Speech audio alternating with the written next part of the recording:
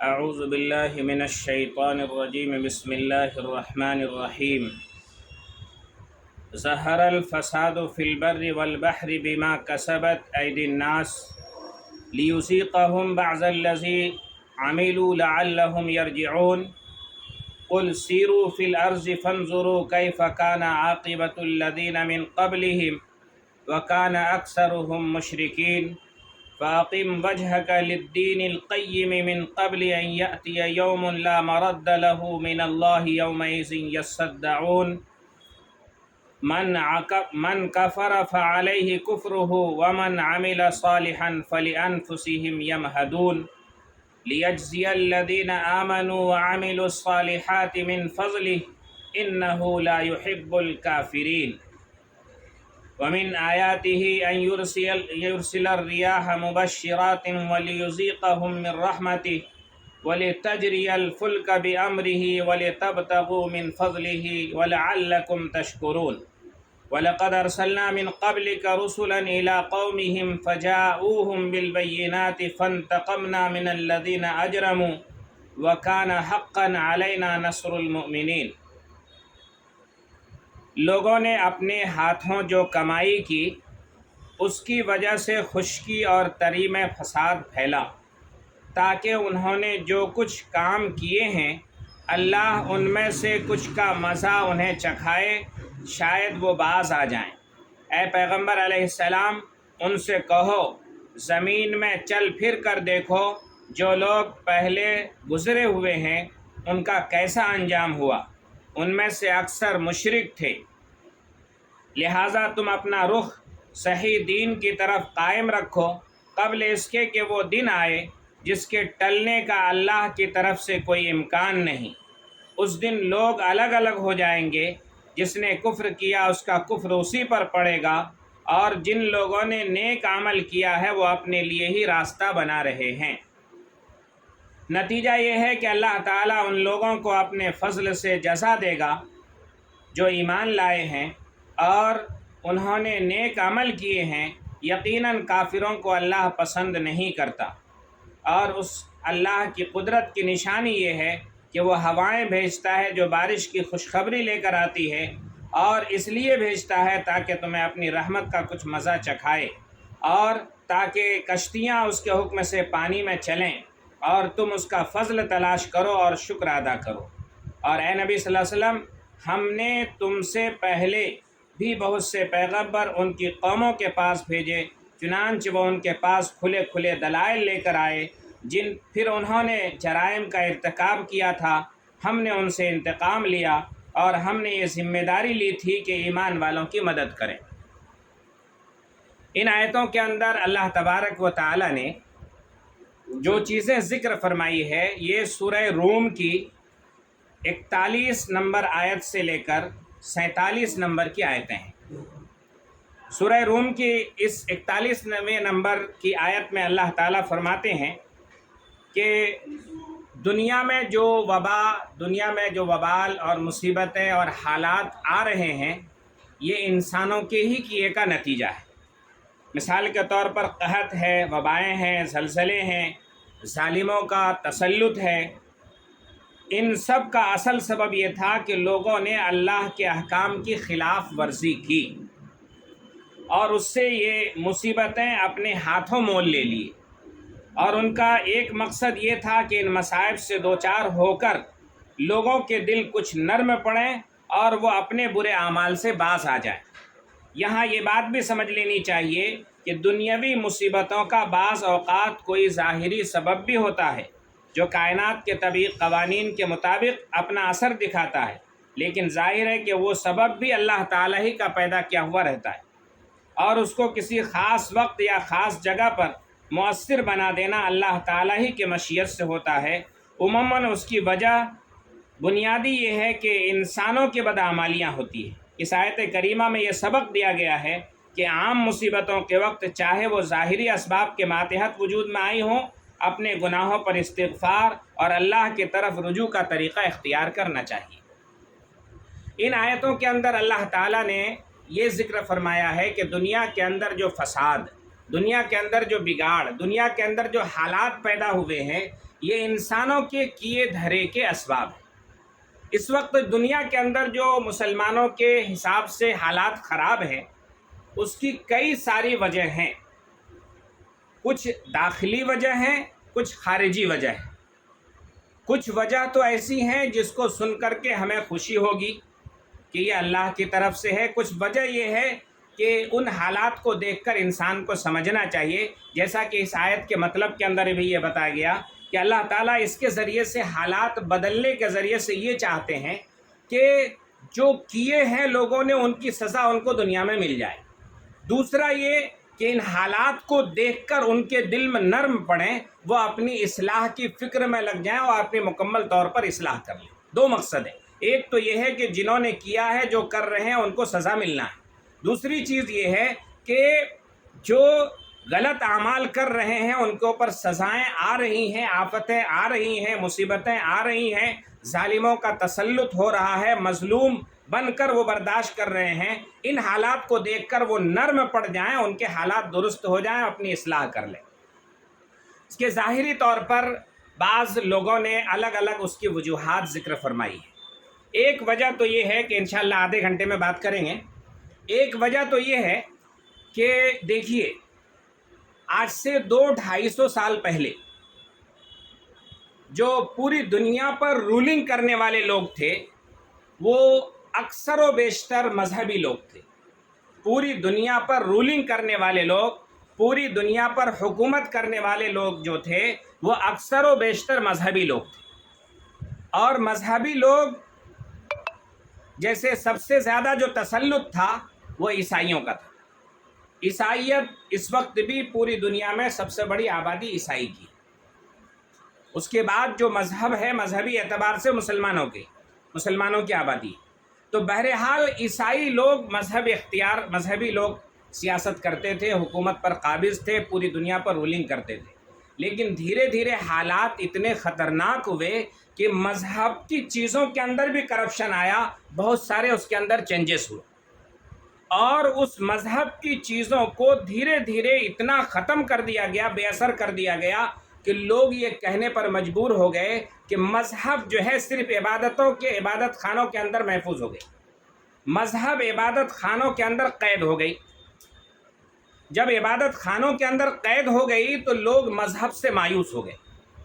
اب پوری دنیا کے اندر جو رولنگ کرنے والے لوگ ہیں، ظاہری طور پر ان کا مذہب سے اگر کوئی واسطہ ہے بھی تو لیکن حقیقی طور پر ان کا مذہب سے واسطہ نہیں ہوتا۔ دو بنیادی باتیں سمجھا رہا ہوں۔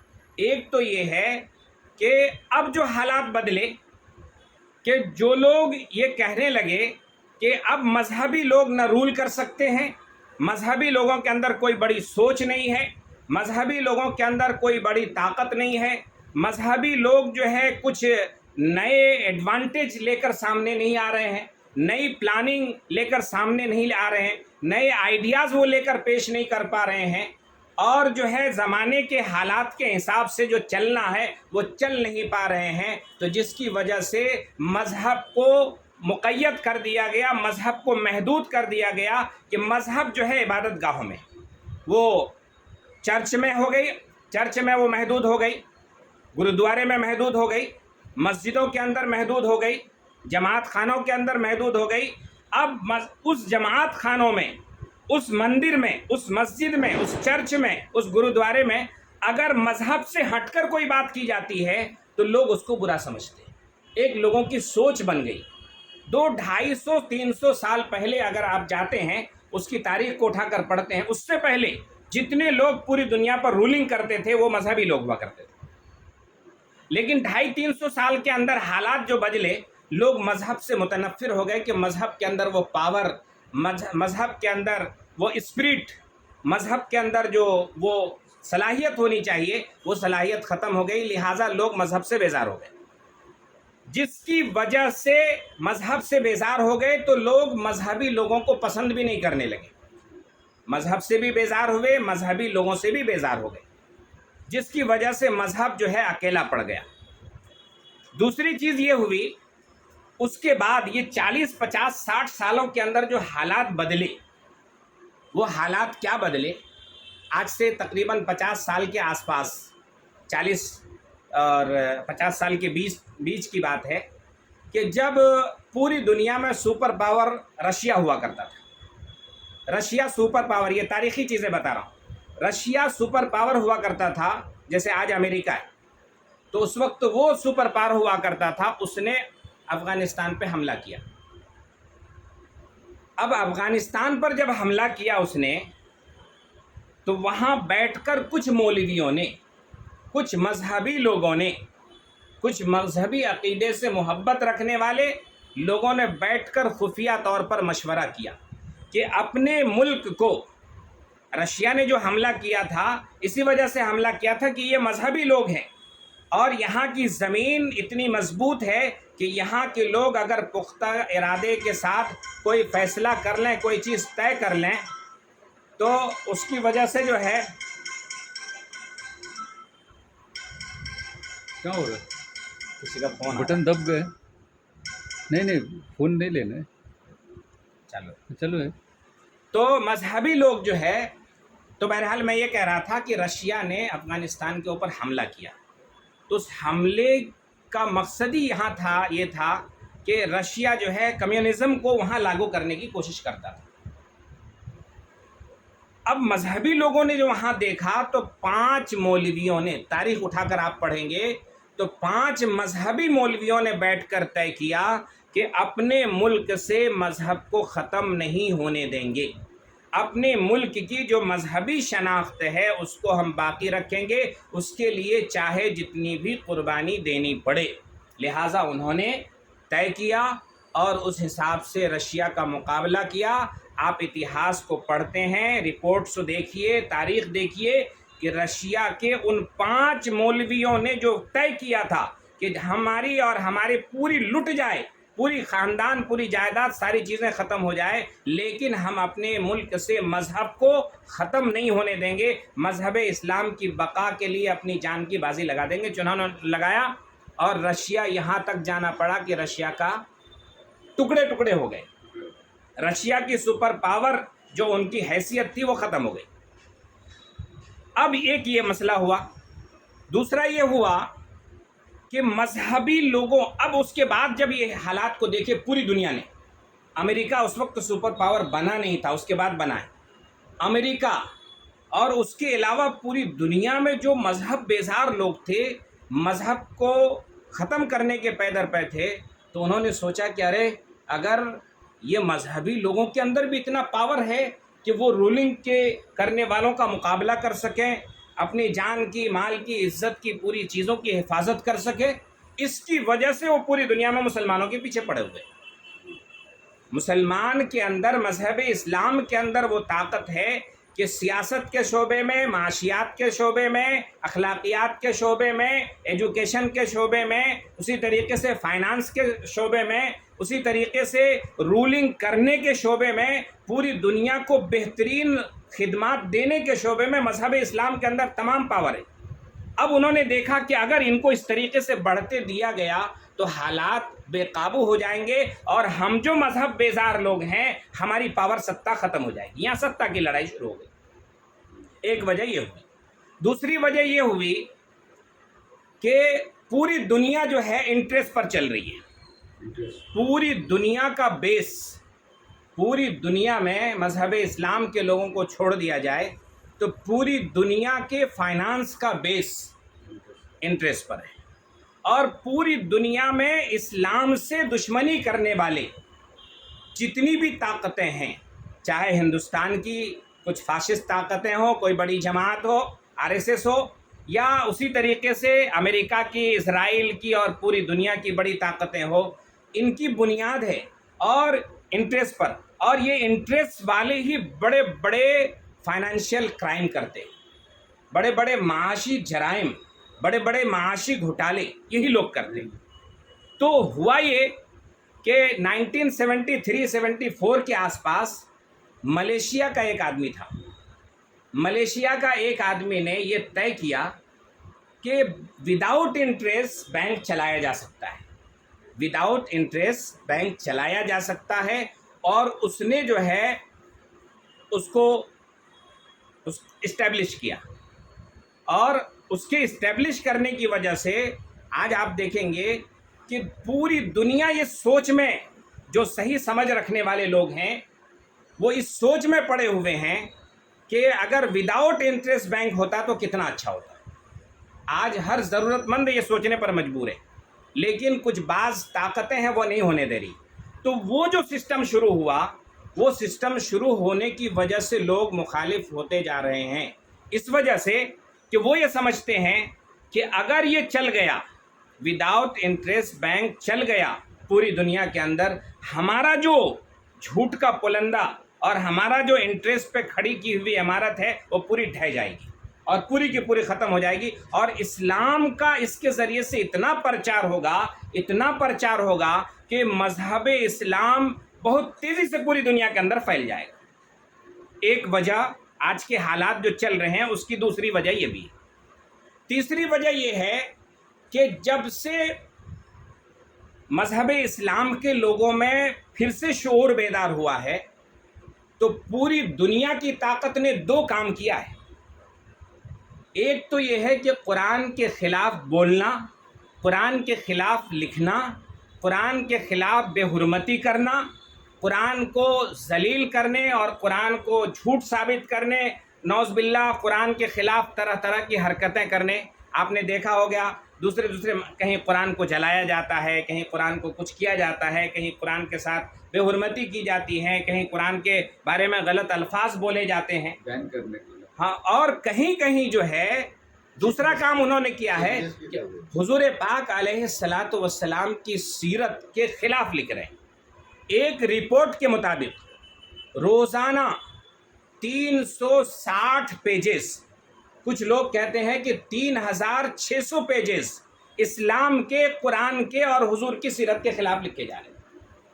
یہ مذہب اسلام کی خوبی ہے، یہ مذہب اسلام کی خوبی ہے، یہ مذہب اسلام کا وہ جڑ ہے کہ جس جڑ کو اللہ رب العالمین نے لگایا ہے، اور جس جڑ کو اللہ رب العالمین نے لگایا ہے جس کی وجہ سے یہ مذہب باقی ہے۔ ورنہ کسی مذہب کے خلاف اگر روزانہ 360 یا 3600 پیجز لکھے جائیں اور جو ہے اور میڈیا اس میں زہر ڈالنے کی کوشش کرے تو مذہب جو ہے چند مہینوں کے اندر مٹ جائے گا۔ لیکن ہوا یہ ہے کہ پچھلے 200-250 سالوں کے اندر اسلام کے خلاف جتنا زیادہ لکھا جانے لگا، مسلمان کے خلاف جتنا زیادہ لکھے جانے لگا، قرآن کے خلاف جتنا زیادہ لکھا جانے لگا، آقا علیہ الصلاۃ والسلام کی سیرت کے خلاف، صحابہ کی تحریک کے خلاف جتنا زیادہ لکھا جانے لگا، اس کا نتیجہ یہ ہوا کہ یورپ کے لوگ اس طرف راغب ہوئے۔ اور ایک نیچر ہے انسان کی، ایک انسان کا نیچر ہے، انسان کی فطرت ہے۔ انسان کے نیچر اور فطرت میں یہ ہے کہ الناس، عربی کا مقولہ ہے کہ انسان جو ہے الناس حریص فیما منع، انسان کو جن چیزوں سے منع کیا جاتا ہے اس کی طرف زیادہ بھاگتا ہے۔ یہ ایک عربی کا مقولہ ہے، عربی کی کہاوت ہے الناس حریص فیما منع، جن چیزوں کے بارے میں انسان کو منع کیا جائے، روکا جائے، ان چیزوں کی طرف انسان کی توجہ ہوتی۔ جب یہ لکھا جانے لگا پوری دنیا کے اندر، یورپ اور پوری دنیا کے اندر، تو ہم ہندوستان، پاکستان، افغانستان اور بنگلہ دیش، یہ جو ایشیا کے لوگ ہیں، یہ لوگ ایک دوسرے کی سنی سنائی باتوں پر زیادہ چلتے ہیں۔ لیکن یورپ کے لوگ جو ہیں سمجھدار ہیں، یورپ کے لوگ چاہے کسی بھی مذہب کے لوگ ہیں وہ سمجھدار ہیں۔ تو انہوں نے کہا ارے بھائی دیکھو تو صحیح کہ جس چیز سے منع کیا جا رہا ہے حضور کی سیرت کے خلاف، اسلام کی طرف جانے کے لیے منع کیا جا رہا ہے، قرآن کی طرف جانے کے لیے منع کیا جا رہا ہے، اس کو پڑھ کے تو دیکھو۔ چنانچہ ہوا بھی یہی کہ لوگ پڑھنا شروع کیے۔ جتنا زیادہ پش کیا گیا اسلام کے خلاف یورپ کی کنٹریز میں، آج اتنا ہی زیادہ لوگ اسلام کو پڑھ رہے ہیں۔ اور اسلام کو پڑھنے ہی نہیں بلکہ ابھی کی بھی رپورٹ ہے، پچھلے سال 2 سال کی رپورٹ اٹھا کر دیکھیے، پوری دنیا میں سب سے زیادہ تیزی سے پھیلنے والا مذہب اسلام ہے، جس کی وجہ سے جو مذہب کے دشمن لوگ ہیں ان لوگوں کو ڈر لگا ہوا ہے کہ اگر اس تیز رفتاری سے پھیلتا رہا تو ہماری حالت خراب ہو جائے گی۔ دو تین وجہ. ایک تو یہ ہے کہ اسلامک بینکنگ اگر شروع ہو گئی. پہلی وجہ یہ کہ افغانستان کے مذہبی لوگوں نے ڈٹ کر مقابلہ کیا، یہاں تک کہ اس کے بعد بھی دوسری سپر پاور امریکہ آئی، ان کو ہاتھ جوڑ کر خاموشی سے جانا پڑا. یہی اسی نتیجہ ہے کہ 2000 جب منموہن سنگھ کی سرکار تھی، پوری دنیا کی ڈیلیگیشن آئی تھی وداؤٹ انٹرسٹ اسلامک بینک کے نام سے.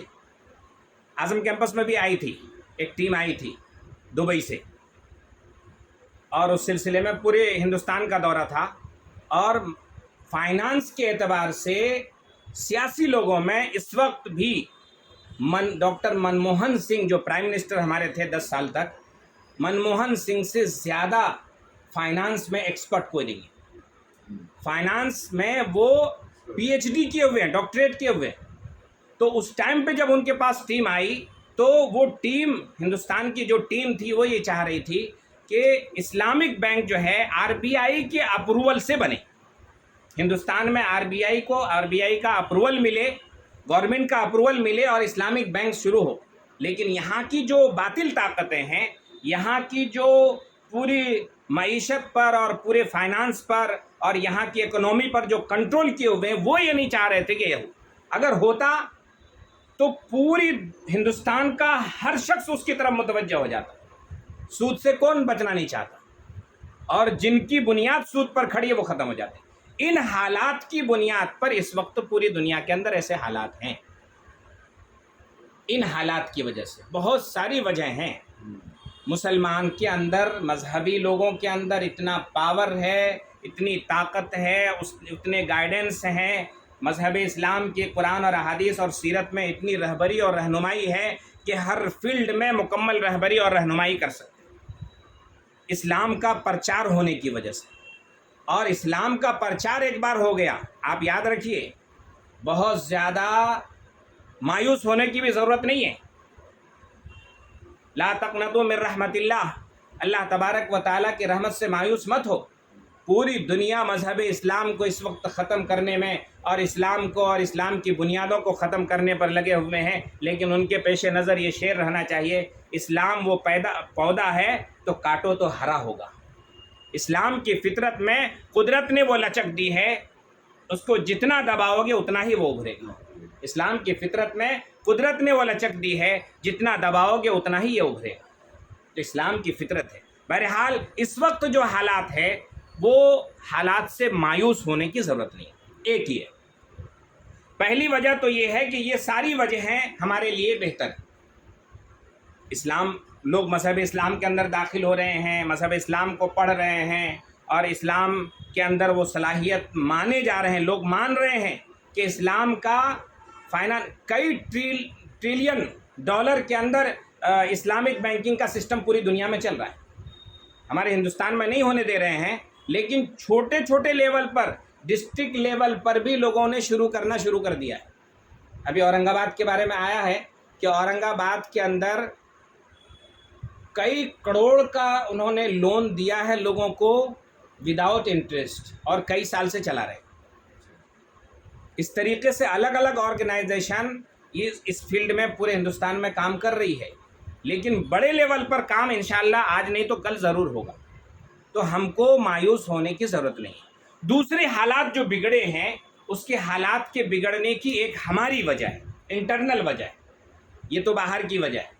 انٹرنل وجہ یہ ہے کہ ہم کو جس درجے کا مسلمان ہونا چاہیے اس درجے کے ہم مسلمان نہیں. اللہ کے نبی صلی اللہ علیہ وسلم کے بعثت کے مقاصد میں سے ایک مقصد تھا دعوت دین، دعوت حق، دعوت الی اللہ، دعوت الی القرآن، دعوت الی الاسلام.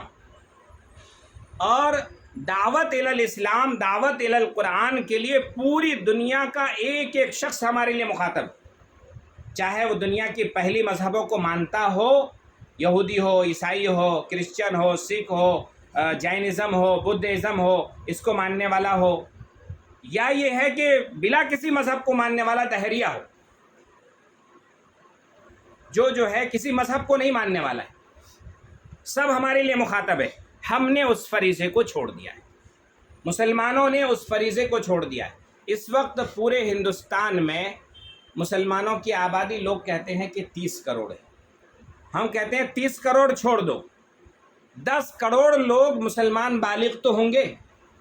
30 کروڑ میں سے 10 کروڑ لوگ بالغ ہوں گے. ہر آدمی یہ طے کر لے کہ ایک مہینے میں ایک نان مسلم کو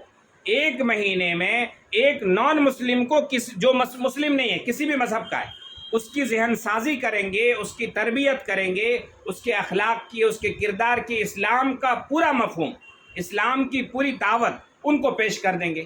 اگر 10 کروڑ لوگ ایک مہینے میں ایک آدمی کو دین کی دعوت دینے لگے تو ایک مہینے میں 10 کروڑ لوگ جو ہے مذہب اسلام کو ماننے والے، سمجھنے والے، اس کی حقیقت سے واقف ہو جائیں گے. اور 12 مہینے میں 120 کروڑ لوگ، پورے ہندوستان کے ایک فرد تک اسلام کو پہنچایا جا سکتا ہے. مہینے میں ایک آدمی کو صرف کرنا ہے. تو یہ دعوت کی محنت کو ہم نے جو چھوڑا ہے اللہ کے نبی، اور دعوت کی محنت کو صرف آج کے مروجہ دور کے اندر جو دعوت و تبلیغ کی محنت کہی جاتی ہے، یہ دعوت و تبلیغ کی محنت کا پارٹ ہے، یہ پورا حصہ نہیں. پوری دنیا کے ہر مذہب، پوری دنیا کا ایک انسان کسی مذہب کو مانتا ہو نہیں مانتا ہو، ان تک پہنچنا ہماری ذمہ داری ہے. ایک تو یہ ہے. دوسری چیز یہ ہے کہ قرآنی تعلیمات کے اوپر ہم نے عمل کرنا چھوڑ دیا ہے. قرآن ایک ایسی چیز ہے کہ قرآن پر جو لوگ عمل کرتے ہیں اللہ اس کو محبوب رکھتے ہیں. قرآن سے جو جڑے ہوتے ہیں اللہ اس سے محبوب رکھتے ہیں. یہاں 4 لوگ بیٹھے ہیں، وہ یہ کہیں کہ مفتی صاحب کو قرآن بہت اچھا پڑھنے آتا ہے، مفتی صاحب قرآن پاک کی بڑی اچھے ڈھنگ سے قرآن پاک کی تفسیر اور تشریح کرتے ہیں، مفتی صاحب قرآن سے بڑے اچھے سے جڑے ہیں، وہ مجھے جانتے ہو نہیں جانتے ہوں لیکن ان کے دل میں اچانک میری محبت پیدا ہو جائے گی. قرآن ایک ایسی چیز ہے، مثال کے طور پر ایک مثال یہ بھی لیجئے کہ کوئی میرے پاس میں بیٹھے ہیں، میں 4 لوگوں کے سامنے جا کر کہوں یہ بہت اچھے قرآن پڑھنے والے ہیں، بہت اچھے قرآن کے قاری ہیں، فوراً لوگوں کی دلی محبت ادھر سے شروع ہو جاتی ہے. قرآن پر عمل کرنا ہم نے چھوڑا ہے، لوگوں کی محبت ہمارے سے نکل گئی، لوگوں کے دلوں میں جو ہماری محبت ہونی چاہیے وہ نکل گئی. قرآن پاک میں اللہ رب العالمین نے ارشاد فرمایا ان الذین آمنوا وعملوا الصالحات سیجعل لهم الرحمن ودا. جو لوگ ایمان لائے اور نیک اعمال کیے، نیک اعمال کا مطلب قرآن پر عمل کیے، اللہ تعالیٰ ان کی محبت لوگوں کے دلوں کے اندر پیدا کر دے.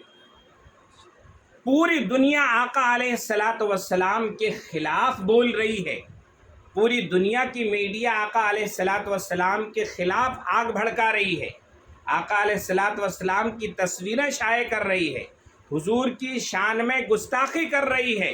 اس کے باوجود حضور پاک علیہ السلام کا کچھ نقصان نہیں ہو رہا ہے، اس وجہ سے کہ قرآن پر اگر کسی نے پوری دنیا میں 100% عمل کیا ہے تو جناب محمد رسول اللہ صلی اللہ علیہ وسلم کے ساتھ قرآن پر 100%. آج بھی قرآن پر مسلمان 5-10% قرآنی احکام پر عمل کرنے لگ جائے، 5 and 10% مسلمانوں میں سے قرآن پر 5 اور 10% عمل کرنے لگ جائے تو یقین جانیے پوری دنیا جھک جائے گی ان کو. قرآن کا ایک حکم ہے جھوٹ مت بولو، قرآن کا حکم ہے سچ بولو، قرآن کا حکم ہے اپنے اخلاق کو اچھا بناؤ. قرآن کا اللہ کے نبی کو فرمایا انک لعلی خلق عظیم، آپ اخلاق کے بہترین پیمانے پر ہیں، سب سے اعلیٰ نمونے کے اوپر ہے. تو قرآن پر عمل کرنا ہم شروع کر دیں. کوئی آدمی صبح سے شام تک اپنی پوری زندگی میں جائزہ لیں، ہم بیٹھ کر کے ایک ڈائری بنائیں اور ڈائری میں لکھیں کہ قرآن کے 3666 آیتیں ہیں، ان آیتوں میں سے 6000 اس میں ان آیتوں میں سے کون سا حکم ایسا ہے جس پر پوری زندگی ہم نے 100% عمل کیا. تو بنیادی وجہ انٹرنل یہ ہے کہ ہم نے قرآن کی دعوت کو، دین کی دعوت کو قرآن پر عمل کرنے کو چھوڑ دیا، جس کی وجہ سے آج ہم ذلیل ہو رہے ہیں. قرآن مجید کی جو آیت میں نے سورہ روم کی 41 نمبر کی آیت پڑھی، ان آیتوں کے اندر اللہ نے یہی فرمایا، ظہر الفساد فی البر والبحر بما کسبت ایدی الناس، لوگوں نے اپنے ہاتھ سے جو کمائی کی ہے اسی کی وجہ سے خشکی اور تری میں فساد برپا ہے۔ پوری دنیا کے اندر جو بگاڑ ہے، پوری دنیا کے اندر جو اختلاف ہے، انتشار ہے، جھگڑے ہو رہے ہیں، مارے اور کوٹے اور پیٹے جا رہے ہیں، اس کی ایک بنیادی وجہ یہ۔ دوسری وجہ یہ ہے کہ قرآن پر صحیح معنی میں سیرت پر جو عمل ہونا چاہیے وہ ہم نہیں کر پا رہے۔ آقا علیہ الصلاۃ والسلام کی سیرت کو اٹھا کر دیکھیے کہ حضور پاک علیہ الصلاۃ والسلام، ایک بنیادی نقطہ بتا رہا ہوں، ہمارے یہاں ایک عجب سا مسئلہ بنا ہوا ہے۔ پچھلے ہفتے میں ایک مفتی صاحب سے ہماری بات چیت ہو رہی تھی کہ عجب سا مسئلہ بنا ہوا ہے کہ عورتوں کو مسجد میں آنے دینا حرام، نان مسلم کو مسجد میں آنے دینا ممنوع۔ اگر حرام نہیں ہوتا تو یہ 1400 سال میں ہندوستان کے لوگوں نے کتنی عورتوں کو مسجد میں لایا؟ بگاڑ کے جو آنے کے راستے ہیں عورتوں کے ذریعے سے بھی بگاڑ آتے ہیں۔ مرد مسجد کے اندر بیانات ہوتے ہیں، مرد سنتے ہیں، یہاں گھر کے اندر تفسیر ہو رہی ہے، مرد سن رہے ہیں، مسجد کے اندر مدرسے کے اندر اجتماع ہوتے ہیں، مرد سنتے ہیں، روڈ پر اجتماع ہو رہے ہیں، جلسے ہو رہے ہیں، مست سنتے ہیں، بڑے پنڈال میں، بڑے مجمع میں لاکھوں کا مجمع ہوتا ہے، مرد سنتے ہیں، عورتوں کو محروم رکھا جاتا ہے۔ جس طریقے سے اخلاق کو، حالات کو درست کرنے کے لیے مسلمانوں کے لیے ضروری ہے کہ مسجد جب بنائی جائے تو ایک پارٹ عورتوں کے لیے بنائی جائے، مسجد سے جو پیغام جائے براہ راست عورتیں بھی سنیں، براہ راست مرد بھی سنیں۔ اسی طریقے سے مسجد میں جو کامن پروگرام ہو، ان پروگرام میں نان مسلم کو بھی بلایا جائے، ان کی غلط فہمیوں کو دور کیا جائے۔ جن نان مسلم تک ہم پہنچ سکتے ہیں، پولیٹیکل لوگ ہیں، سوشل لوگ ہیں، سماجی لوگ ہیں، تعلیمی شعبے میں کام کرنے والے لوگ ہیں، ایسے لوگوں کو مسجد میں، اگر مسجد کے اندر ہم نے کسی جلسے میں کسی نان مسلم کو دعوت دے دیا تو جو دیندار، سمجھدار، متولیان، محلے کے ذمہ دار، جو اپنے آپ کو دین کا ٹھیکیدار کہتے ہیں، وہ لوگ بھی کہتے ہیں ان کو مسجد میں لایا جائے گا، کافر کو۔ بھائی، جب مسجد کی بلڈنگ بن رہی ہے 4 منزلہ، انجینئر وہاں پہ آتا ہے غیر مسلم، بنانے والا غیر مسلم، مسجد بن رہی ہے، غیر مسلم آ کے بنا سکتا ہے، ان کی لگائی ہوئی عمارت، ان کے لگائے ہوئے پلاسٹر، ان کے لگائے ہوئے سولر سسٹم، ان کے لگائے ہوئے لائٹنگ سسٹم کو آپ استعمال کریں گے، اور جب وہ اچھی باتیں سیکھنے کے لیے آنا چاہیں آپ نہیں آنے دیں۔ یہ ناانصافی ہم لوگوں نے کیا ہے، یہ ناانصافی مسلمانوں نے کیا ہے۔ مسلمانوں کے لیے آج بھی حالات درست ہو سکتے ہیں، مسلمان ہر پروگرام میں، مولانا سجاد نعمانی ابھی بار بار یہ کہہ رہے ہیں، کہیں مسجد کے اندر اگر بڑا پروگرام کرتے ہیں اور سماجی موضوع ہے تو آپ ان کو بلائیے، ان کو دکھائیے، ان کو بیٹھنے لگائیے، آپ کو ہم کیا سمجھاتے ہیں۔ ان کے ذہن میں یہ بات ڈالا گیا ہے کہ مسلمان وہاں غلط باتیں کرتے ہیں، مسلمان نفرت کی بات کرتے ہیں، مسلمان بد اخلاقی کی بات کرتے ہیں، مسلمان کسی کے اوپر ظلم کرنے کی بات کرتے ہیں۔ ایسے لوگوں کو آپ بلائیے، مسجد کے اندر بٹھائیے اور سمجھائیے۔ بہرحال یہ حالات یہ ہو گئے۔ تیسری چیز یہ ہے کہ ہم نے جو عمل کرنا چاہیے وہ عمل نہیں کیے۔ بعض لوگ یہ کہتے ہیں کہ ایک جگہ کا واقعہ ہے، ایک مولانا صاحب گئے ہوئے تھے، ان سے کچھ رپورٹر لوگ ملے کہ ہم اگر کوئی چیز لکھتے ہیں، حق بات لکھتے ہیں تو ہمارے خلاف کیس ہو جاتا ہے، FIR ہو جاتا ہے، ہم کو جیل میں ڈال دیا جاتا ہے۔ ہم جو ہے کوئی میڈیا نیوز چینل چالو کرتے ہیں تو ہم کو بلاک کر دیا جاتا ہے، سوشل میڈیا پر ہم کوئی چیز بناتے ہیں اور حق بات پیش کرتے ہیں تو ہم کو بلاک کر دیا جاتا ہے، ہم کو بین کر دیا جاتا ہے، ہمارے خلاف FIR کر دیا جاتا ہے، جیل کر دیا جاتا ہے۔